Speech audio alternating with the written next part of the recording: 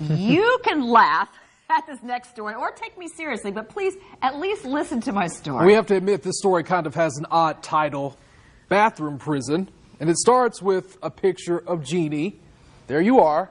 And you're smiling over here in this picture. Thumbs up, but I'll be honest, the day before I was really grumpy. Very, very grumpy, and you'll see why in just a second. But first, here is a little quiz. These famous people around us, what do they have in common? You have Audrey Hepburn, a famous movie star, Vince Lombardi, legendary football coach, and Sam Simon, the co-creator of The Simpsons. Well, the answer is they all died from colon cancer.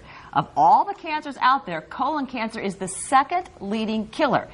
So, time now for Bathroom Prison. Well, I consider myself a very positive person, but folks, I am now going to fuss and complain.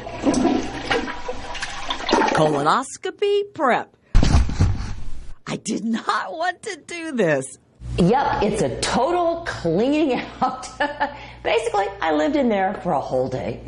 But you know, my grandmother had colon cancer. She was wonderful, and she adored my little ones, her twin grandbabies. So I am not going to skip this. I will not take chances with cancer. But what they say is true. The actual test itself, easy peasy. It was a good nap, right? Well, it was a good nap, that's right. A few days later, I'm back at Borland Groover Clinic with Dr. Anton Chow. He's telling me, look, it's a good thing you got your colonoscopy. Look right here.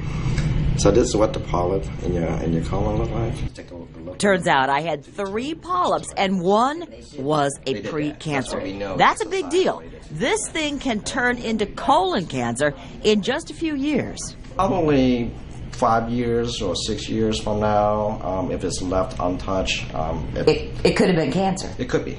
But here's the incredibly great news. When you get a colonoscopy, they take out the polyps. Please absorb what the doctor's saying. All colon cancer come from polyps.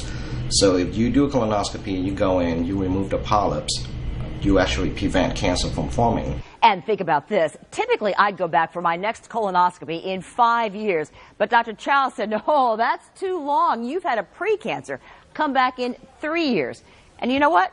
I'm fine with that. In fact, I'm grateful. So how big was that polyp, that growth in my colon? Well, let me show you what I've learned.